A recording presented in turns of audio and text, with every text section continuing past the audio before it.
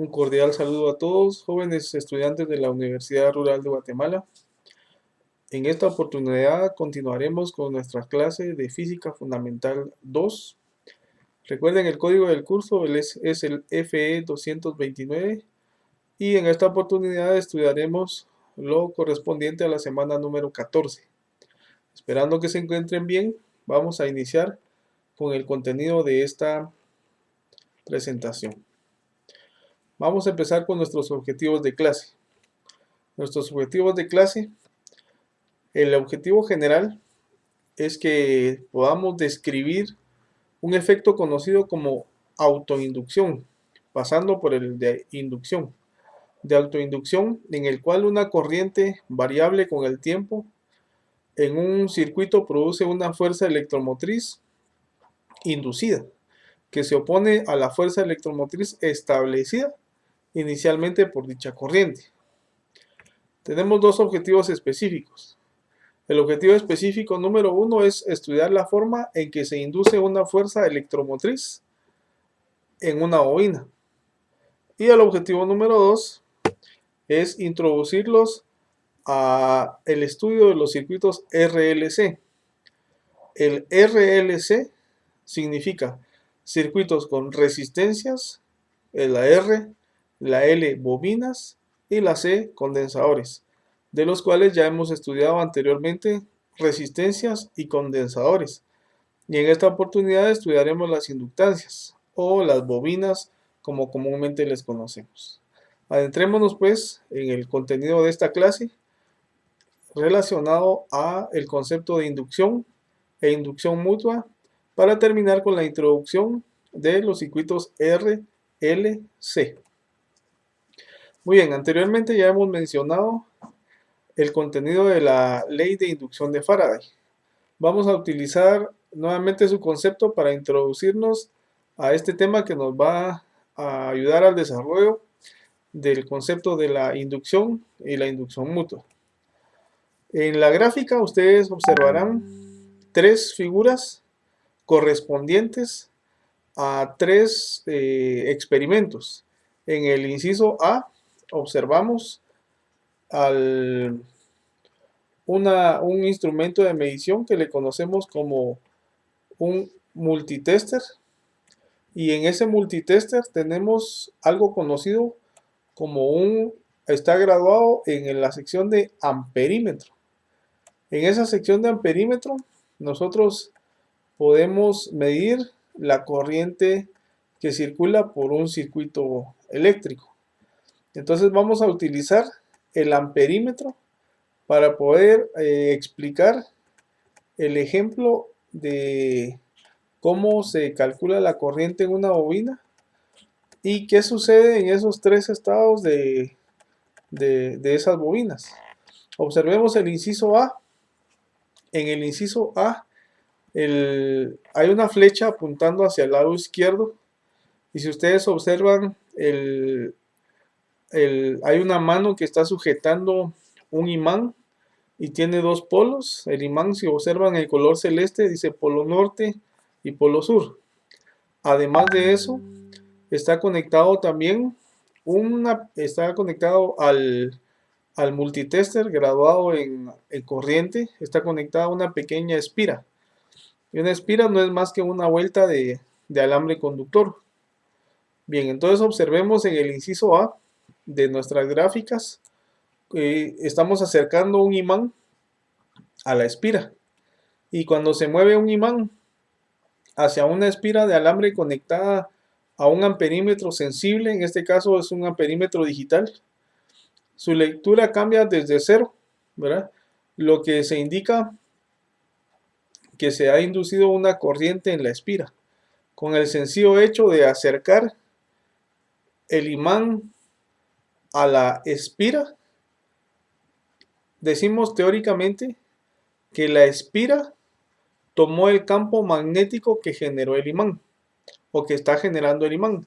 En este caso es un imán que no es un electroimán, porque no está conectado a una corriente eléctrica, sino es sencillamente un imán que se está acercando a la bobina. Eso está sucediendo en el inciso A. Entonces el amperímetro, en este caso pasó de 0 a una lectura. En este caso hay un ejemplo en la gráfica, ¿verdad?, que dice -1. Y puede ser que tenga medidas, en este caso miliamperios, digamos, ¿no?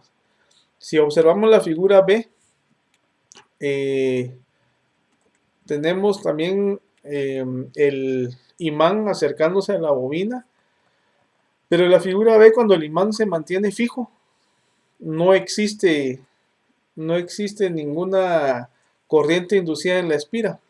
En la figura A, el imán fue movido hacia la bobina, ¿verdad? Como tratando de hacer un movimiento horizontal hacia ella, ¿verdad? En la figura B, cuando el imán se mantiene fijo, no existe corriente inducida en la espira. Aun cuando el imán esté físicamente en el interior de la espira, si no está en movimiento, entonces la lectura va a ser 0. Es necesario que para que el instrumento provea de una medida, tiene que estar en movimiento, en este caso el campo magnético. Y en el inciso C, cuando el imán se mueve alejándose de la espira, o sea, lo estoy alejando, por eso la flecha está indicando un retiro del imán de la espira, está apuntando hacia la derecha. Entonces cuando el imán se mueve alejándose de la espira, la lectura del amperímetro también se desvía en la dirección opuesta. Observemos ahí que está marcando ahora más 1 miliamperio, pero no está marcando en forma negativa, ahora está marcando en forma positiva. Entonces, en la figura C, entonces cuando vemos que alejamos el imán de la espira, la lectura del amperímetro se desvía en la dirección opuesta a la del inciso A, lo que indica que la corriente inducida tiene una dirección contraria al inciso A. Cuando se cambia la dirección del movimiento del imán, se cambia también la dirección de la corriente inducida por dicho movimiento. Esto es una pequeña introducción a lo que es la ley de inducción de Faraday. Recuérdense que Michael Faraday fue un físico y químico inglés que ha sido considerado muchas veces el científico experimental más grande del siglo XIX.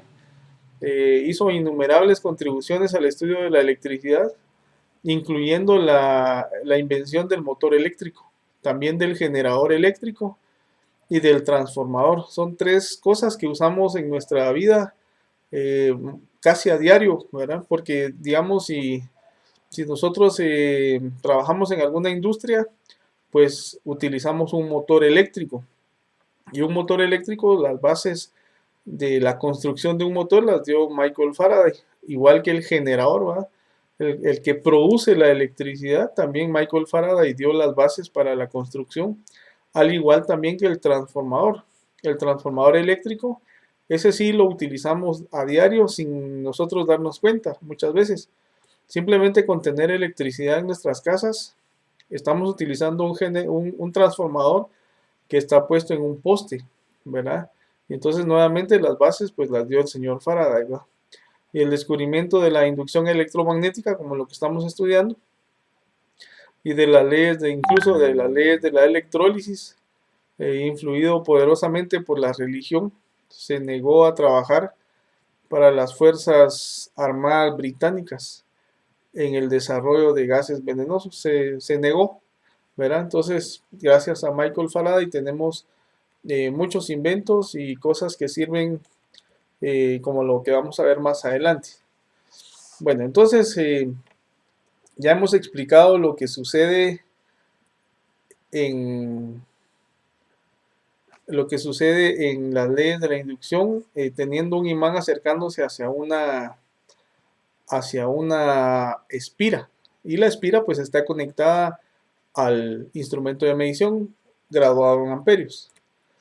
Entonces, como un resumen, cuando el imán se acerca a la espira, la lectura del amperímetro cambia desde 0 a una dirección.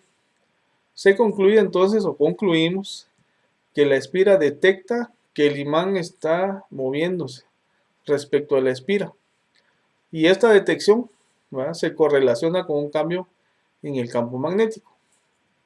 Muy bien, sigamos un poquito más adelante. Vamos a ver algunas aplicaciones de la ley de Faraday. Bueno, algo bien interesante en la electricidad, por ejemplo, un interruptor por fallas a tierra, conocido por sus siglas GFI. ¿Verdad? Regularmente nosotros en nuestras casas regularmente no lo tenemos, pero cuando tenemos la oportunidad de tener tomas de corriente que tienen protección a tierra, traen un botoncito de color rojo regularmente, estas tomas de corriente especiales. Entonces son dispositivos de seguridad que protege a los usuarios de aparatos electrodomésticos contra descargas eléctricas. En la figura observamos el principio de funcionamiento, digamos, del GFI, que es una sencilla toma de corriente. Digo sencilla, pero tiene aplicación de la ley de Faraday internamente. La toma de corriente físicamente está en la figura a la derecha, de la que acabamos de ver.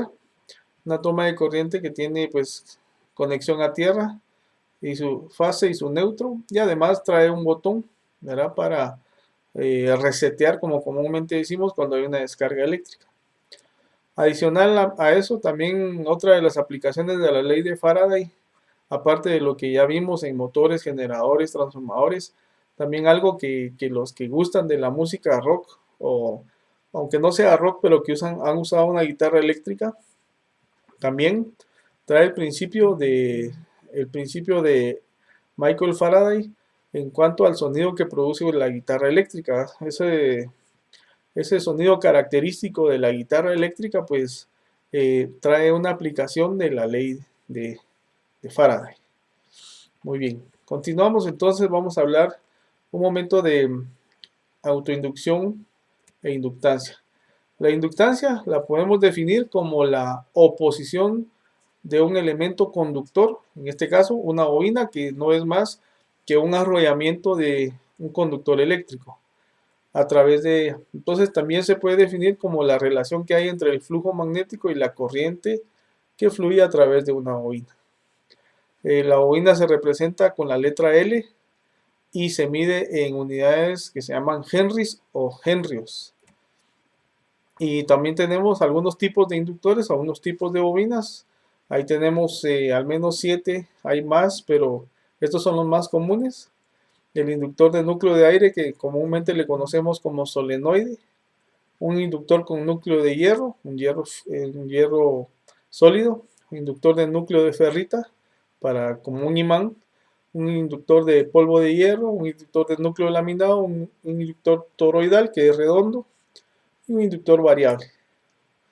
Aquí tenemos algunos tipos de bobinas, como ustedes lo pueden observar ahí en las imágenes, están de acuerdo al listado anterior.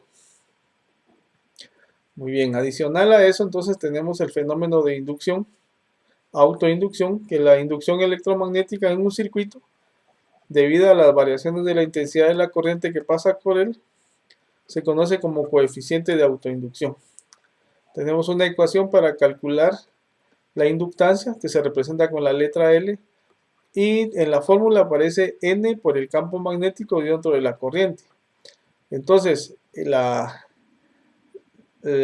inductancia tiene que ver con el número de vueltas que tiene la espira y también con la corriente que circula a través de ella. Recuerden que la L se representa la bobina y es en este caso, para esta fórmula específica, es una constante de proporcionalidad.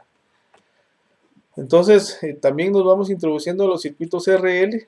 Como les dije en la introducción, un circuito RL es un circuito que va a tener tanto resistencias como bobinas. Dado que la inductancia en un inductor resulta en una fuerza contraelectromotriz, vamos a ver que hay dos tipos de fuerza. Está la fuerza electromotriz y la contraelectromotriz, ¿verdad? Un inductor en un circuito se opone a los cambios en la corriente dentro de dicho circuito. Terminamos esta presentación con el concepto de inducción o inductancia mutua. Considere dos bobinas de alambre, como ustedes lo ven ahí en la figura, ¿verdad? Que están apretadas una tras otra, como se muestra en la vista de la sección transversal. Ahí solo tenemos un corte, ¿verdad? La corriente I1, que aparece ahí en la gráfica a la izquierda de la bobina 1, tiene N1 vueltas y produce un campo magnético. Y la parte de las líneas de este campo pasan a través de la bobina 2. No hay contacto físico entre ellas, sino solamente un contacto electromagnético. Y la bobina 1 está generando un campo magnético que está atravesando la bobina 2, que tiene N2 vueltas. Y el flujo magnético causado por la corriente de la bobina 1 y que pasa a través de la bobina 2 está representado por el signo de líneas de campo magnético 1,2 o 1,2 que se representa ahí. Muy bien, entonces eso es lo que vamos a estudiar en este tema y los invito entonces a desarrollar las preguntas de esta semana, número 14, relacionadas a lo que hemos estudiado anteriormente. ¿Qué significan las siglas FEM? ¿De qué depende el concepto de inducción mutua? ¿Y qué significa el término de autoinducción? Muchas gracias por su atención. Nos vemos entonces en la clase número 15. Hasta pronto.